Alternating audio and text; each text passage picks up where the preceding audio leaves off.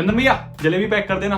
बिल्कुल बेटा, तुम तो अपने स्पेशल कस्टमर हो, जलेबी पैक कर देते हैं। हेलो एवरीवन, दिस इज शोभित निर्माण और आज की वीडियो में हम बात करेंगे सीधा पॉइंट पे आते हैं, ज्यादा घुमाएंगे नहीं। और हाँ, आज मैंने बोर्ड पे कुछ लिख रखा है। बच्चे बोलते हैं भैया क्या है ये, बोर्ड क्यों ले रखा है, कुछ लिखा करो इस पे, कुछ बताया करो इस पे लिख के भी। मैंने कहा ठीक है यार, थोड़ा भर देते हैं, आज इस पे भी थोड़ा कुछ समझाएंगे। पॉइंट पे आते हैं। Previous year questions are very important. तुम्हें मैक्सिमम टीचर बोलते हुए दिख जाएंगे कि भाई प्रीवियस ईयर क्वेश्चन कर लेना, बहुत इंपॉर्टेंट है, बहुत इंपॉर्टेंट है, कर लेना। ठीक है, मैक्सिमम टीचर यहाँ बोलने के बाद हट जाते हैं, जब बच्चा कर लेगा। कुछ भले मानुष होते हैं जो कि प्रीवियस ईयर क्वेश्चन पेपर दे देते हैं ईयर वाइज। ठीक है, कुछ भले मानुष होते हैं जो कि ईयर वाइज दे देते हैं। ईयर वाइज मतलब मान लो मैथ्स उठा ली तो मैथ्स में 2020 का पेपर दे दिया, 19 का, 18 का, 17 का, 16 का, 15 का, ऐसे करके पिछले 10 से 15 साल के पेपर उन्होंने दे दिए। ठीक है, ये भले मानुष होते हैं, कुछ मैंने भी दे रखे हैं। ठीक है, आगे बढ़ते हैं। और कुछ भले मानुष होते हैं जो कि कहते हैं हम chapter wise previous year question देंगे। चैप्टर वाइज का मतलब मान लो रियल नंबर एक चैप्टर है, ठीक है, तो रियल नंबर में 2020 में जितने सवाल आए वो उठा के डाल दिए, 19 में जितने सवाल आए वो उठा के डाल दिए, 18 में जितने सवाल आए उठा के डाल दिए, 17, 16, 15 ऐसे करके पिछले 10 से 15 साल के सवाल उठा के इसमें डाल दिए। ये होती है chapter wise previous year questions. ठीक है, काफी ज्यादा इफेक्टिव है ये भी मैंने दे रखे हैं पहले से।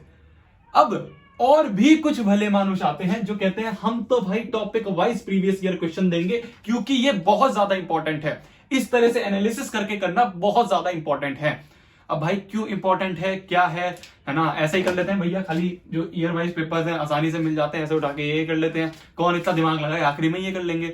या फिर आपने चैप्टर वाइज भी दे रखे हैं, खाली चैप्टर वाइज कर लेते हैं, टॉपिक वाइज क्यों करें। तो इसके पीछे एक बहुत बड़ा रीजन है। ठीक है, एक एनालिसिस करते हैं, उससे तुम्हें पैटर्न पता चलेगा एक। तो एनालिसिस जल्दी से तुम्हें करके दिखाता हूं मैं। अब देखो, हम ये वाला उठाते हैं। ठीक है, मैंने chapter wise previous year questions तुम्हारे बना रखी है एक पीडीएफ, उस पीडीएफ को उठा के हम इस पे जंप करते हैं। ठीक है, मान लो कि मैंने ले लिया प्रीवियस ईयर जो है pair of linear equation and two variable वाला। इसमें जो पहला क्वेश्चन है, इसको अगर हम देखें तो ये कौन सा वाला क्वेश्चन है, ये वो वाला है जिसमें टाइप्स ऑफ सॉल्यूशन निकालते हैं। तो इसको हम बोल सकते हैं टाइप्स ऑफ सॉल्यूशन वाला क्वेश्चन है, जो कि 2018 वाला ही है, ये 2018 में आया है। दूसरा क्वेश्चन देखें तो find the value of x and y इस रेक्टेंगल में, तो इसमें हम देखेंगे ये तो एक तरह से वर्ड प्रॉब्लम है। ठीक है, तीसरे क्वेश्चन पे आए तो फाइंड द वैल्यू ऑफ के for which the pair of linear equations have infinitely many solutions. ध्यान से देखते रहना, बहुत ज्यादा इंपॉर्टेंट है, समझ में आएगा। इनफाइनाइटली मेनी सॉल्यूशंस, फिर से टाइप ऑफ सॉल्यूशन वाला क्वेश्चन है ये, जो 2017 में आया है। मतलब कि इसे अगर हम ए कह दें तो ये भी ए टाइप ऑफ क्वेश्चन है। ठीक है, ये भी सेम टॉपिक का है। Find the value of P for which following question is unique solution, वापस ए टाइप का क्वेश्चन दिख गया हमें। फिर आगे देखें हम तो ये वापस ए टाइप का क्वेश्चन दिख गया, इनफाइनाइटली मेनी सॉल्यूशंस। ये देखें तो जिसमें कि पैरेलल और कोइंसिडेंट, वापस ए टाइप का क्वेश्चन दिख गया हमें। ये आ गया तुम्हारा वर्ड प्रॉब्लम, तो वर्ड प्रॉब्लम को अगर हम बी टाइप का बोल दें तो ये भी बी टाइप की क्वेश्चन हमें दिख गया, समझ रहे हो। आगे देखें हम ये वाला, तो ये तो रिड्यूसेबल पेयर वाला क्वेश्चन है। ठीक है, अगर हम इसे बोल दें यहाँ पे रिड्यूसेबल पेयर वाला है, तो ये अगर हम सी टाइप बोल दें तो ये भी सी टाइप का क्वेश्चन हमें दिख रहा है। आगे हम देखें तो ये इनफाइनाइटली मेनी सॉल्यूशन ए टाइप का क्वेश्चन दिख रहा है, ये वापस ए टाइप का, ये आ गया वर्ड प्रॉब्लम, बी टाइप का क्वेश्चन दिख रहा है। इस तरह से अगर हम देखें तो हमें एक पैटर्न दिख रहा है। क्या पैटर्न दिख रहा है हमें? ये पैटर्न दिख रहा है कि भाई सीबीएसई ये वाले टाइप के क्वेश्चन ज्यादा पूछ रही है, मतलब इस पे हम ज्यादा टाइम लगाए, इसके चांसेस ज्यादा है वापस रिपीट होने के। तो मैंने क्या करा कि इसको उठाते हैं वापस। ठीक है, इसके आगे जाते हैं हम, चैप्टर में जाते हैं तुम्हारा लीनियर इक्वेशन इनटू वेरिएबल्स। तो जैसे मैंने वहां पे डिवाइड करिए थे वैसे ही यहां पे हम देख सकते हैं लीनियर इक्वेशन इनटू वेरिएबल ए टाइप का क्वेश्चन जो था वो यहाँ पे आ गया तुम्हारा। Checking for type of solutions, ठीक है, वो आया 9 में, 10 में, 10 में 3 बार आया, 17, ये 3 बार मतलब अलग अलग सेट में, 17 में आया, 18 में आया, 20 में आया, समझ रहे हो। फिर उसके बाद वर्ड प्रॉब्लम देखें तो वर्ड प्रॉब्लम वाले इतने साल आए हैं। फिर हम देखें इक्वेशन रिड्यूसेबल पेयर, ये इतने साल आए हैं। फिर वो जो क्वेश्चंस थे ए टाइप वाले वो सारे यहाँ डाल दिए। फिर वो जो बी टाइप वाले क्वेश्चंस थे वो सारे यहाँ डाल दिए। फिर वो जो सी टाइप वाले क्वेश्चंस थे वो सारे यहाँ पे डाल दिए हमने। इसी तरह से हर एक चैप्टर की एनालिसिस, हर एक चैप्टर नहीं, मैक्सिमम चैप्टर की एनालिसिस कर रखी है, क्योंकि सारे चैप्टर की होनी ज्यादा मुश्किल है। जैसे एपी हो गया, सर्कल हो गया, ट्रिग्नोमेट्री हो गई, इसमें पर्टिकुलर टाइप के क्वेश्चन नहीं होते हैं, एक क्वेश्चन में एक से ज्यादा कॉन्सेप्ट भी लग जाते हैं। तो अब थोड़ा हमें समझ में आ रहा है भैया कि हम टॉपिक वाइज क्यों करें। इससे हमें पता चल जाएगा कि अच्छा सीबीएसई इसको ज्यादा पूछती है, सीबीएसई को इस टॉपिक से ज्यादा प्यार है। इसका यार छोड़ो, इतना थ्योरेटिकल नहीं जाते हैं, एक प्रैक्टिकल एग्जांपल तो मैं लेके बताता हूँ। कक्षा 12वीं की फिजिक्स में मेरे आए थे 92 नंबर। ठीक है, कक्षा 12वीं की फिजिक्स में मेरे 92 नंबर आए थे। उस साल का फिजिक्स का पेपर सबसे टफेस्ट पेपर माना जाता है सीबीएसई की हिस्ट्री में। ठीक है, जो हमारी कोचिंग में जो टॉपर था ना, जो सबसे ज्यादा नंबर लाता था, उसके भी इससे कम नंबर आए थे। क्यों? क्योंकि मैक्सिमम बच्चे लगे हुए थे, भाई ये रिफ्रेशर कर लो, ये रिफ्रेशर कर लो, ये वाली बुक कर लेते हैं, ये वाली बुक कर लेते हैं, ये कर लेते हैं, वो कर लेते हैं। मैंने कहा नहीं यार, इतना नहीं करेंगे। एनसीईआरटी कर ली, एनसीईआरटी के सारे डेरिवेशंस याद कर लिए, उसके जितने भी न्यूमेरिकल्स थे एक बार सॉल्व कर लिए। अब मैंने क्या करा, साइबर कैफे जाके जितने भी ये क्वेश्चंस थे पेपर, वो और उसके सॉल्यूशन निकलवा लिए। हमारे टाइम पे कोई भैया नहीं होता था यार, ठीक है, तुम लकी लोग। तो ऐसे हमने अलग अलग पेपर मैंने जाके साइबर कैफे से निकाली। इतनी मोटी एक बुक बनी थी, उसमें आंसर जो टॉपर्स की आंसर शीट होती है वो उठवा ली। फिर बैठ के मैंने इसी तरह से चैप्टर वाइज निकाला, फिर उसके बाद उसे टॉपिक वाइज निकाला। फिर मैंने देखा यार ये वाली डेरिवेशन जो है ये सीबीएसई बार बार पूछ रहा है, तो मतलब ज्यादा चांसेस है इसके वापस आने के, और वो आई। ये वाला न्यूमेरिकल, इस टाइप का न्यूमेरिकल ज्यादा सीबीएसई पूछ रहा है, इसके ज्यादा चांसेस है वापस रिपीट होने के, और वो रिपीट हुआ। ठीक है, डायरेक्ट हमारा जो वैल्यू होते हैं, मतलब सीधा सवाल नहीं उठ के आते, कई बार वैल्यू चेंज हो जाती है, पर जो टॉपिक रहता है वो वही रहता है। समझ रहे हो? तो ऐसे हमें दिख जाता है जो इसके आंसर्स हैं, जो मैंने टॉपिक वाइज निकाले हैं, जो चैप्टर वाइज निकाले हैं। मैंने यार एक टीचर से बात करी, ठीक है, एक टीचर है, उनसे मैंने इस चीज के बारे में डिस्कस करा कि सर मैं ऐसे ऐसे बच्चों को दे दूं तो क्या उनका फायदा होगा? तो उन्होंने कहा बिल्कुल यार फायदा होगा, बहुत ज्यादा इंपॉर्टेंट चीज है, तूने भी करा है और हमें भी पता है बहुत इंपॉर्टेंट है ऐसे ऐसे एनालिसिस करना।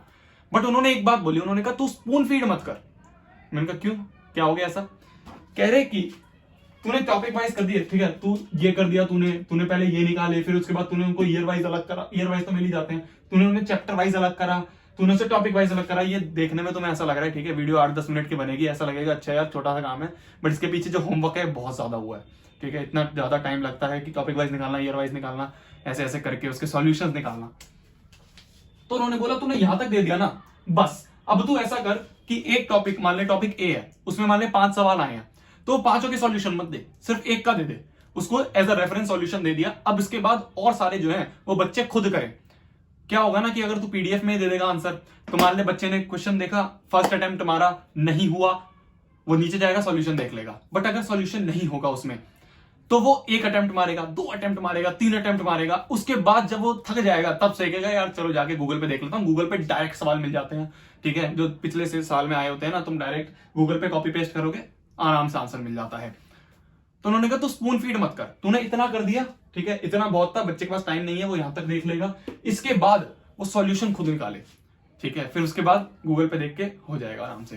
मैंने कहा बात तो सही है, ठीक है, ये थोड़ा सा अजीब लग सकता है तुम सभी को, बट ये इंपॉर्टेंट है, ठीक है, ये तुम्हारे फायदे के लिए है। बस इतना ही था। तुम यार देखो, मैं तुम्हें बोल रहा हूं, तुम सोचोगे इतनी ज्यादा इंपॉर्टेंट नहीं है, बट ये मोस्ट इंपॉर्टेंट पीडीएफ है। इस अकेली पीडीएफ में अराउंड 300 से 350 या 400 क्वेश्चन मिल जाएंगे तुम्हें, ठीक है। मैंने सारे जितने भी ईयर में आए थे, अलग अलग सेट में आए थे, वो सारे अलग करके, कुछ चैप्टर के तो टॉपिक वाइज हैं और कुछ चैप्टर है जिनके चैप्टर वाइज हैं, ठीक है, वो तुम्हें इसमें मिल जाएगा। पूरी की पूरी एक पीडीएफ है यार। ये चीजें जो है ना, मेरे को कल एक बच्चे ने कमेंट करा कि भैया आपके चैनल पे कभी पढ़ाई वाला काम भी कर दिया करो, पढ़ा भी दिया करो, strategies, motivation, tips, tricks, strategy, ये क्यों देते रहते हो, और भी चीजें बताया करो। ये बताता है कोई? बताया आज तक किसी ने कि भाई टॉपिक वाइज भी करो, उसको एनालाइज भी करो? नहीं बताता कोई। पूरे दिन खाली मगअप करने से कुछ नहीं होगा। पूरे यूट्यूब पे 100 चैनल मिल जाएंगे तुम्हें पढ़ाने के लिए, बट ये चीजें कोई नहीं बताता है। खाली टॉपर्स अपने पास रखते हैं, अपने पास रख के खुद नंबर ले आते हैं, दूसरे को नहीं लाने देते। ये कोई नहीं बताता है। मेन चैनल यार, मैं टीचर नहीं हूं, ठीक है, मैं तुम्हारे जैसे स्टूडेंट हूं। 2 साल पहले तुम्हारे जैसे ही बैठा हुआ था, एग्जाम दिया था। जो मैंने गलतियां करी और जो मैंने सीखा है वो मैं इस चैनल के थ्रू तुम्हें बताता हूं। आगे कभी जाके टीचिंग का मन करे तो बात अलग है, बट मैं टीचर नहीं हूं। मैं बैठ के टीचिंग नहीं कर सकता, मैं लेक्चर्स नहीं बना सकता, समझ रहे हो। ये चीजें मैं बता सकता हूं क्योंकि मैंने खुद करी हैं। अगर मैं खुद एक्सपीरियंस टीचर होता तो मैं लेक्चर्स डालता। तो ये चीज मत सोचा करो कि यार भैया लेक्चर्स भी बना दिया करो, ये क्या कर रहे हो, वो क्या कर रहे हो। ये चीजें उन लेक्चर से ज्यादा इंपॉर्टेंट है। पूरे टाइम मगअप करने से कुछ नहीं होता है। एक पॉइंट आता है जहां पे तुम्हें स्मार्ट वर्क करना होगा, तभी तुम उन भीड़ से ऊपर अट पाओगे, समझ रहे हो। तो बस इतना ही था आज की वीडियो के लिए यार। कोई और तुम्हारे दिमाग में टॉपिक हो, कुछ भी हो, तो नीचे कमेंट कर देना। उस पर मैं देखूंगा अगर कोई वीडियो बन पाएगी तो। एंड पढ़ते रहो यार, ठीक है, इतना दम लगा के पढ़ो कि रात को नींद जो है ना वो अच्छी आए, ऐसा लगे कि यार आज मैंने उठा के कुछ उखाड़ा है, समझ गए। एंड बस आज के लिए इतना ही। जाओ, फोड़ो फोड़ो, कहर मचा दो, आगे बढ़ो, बाय।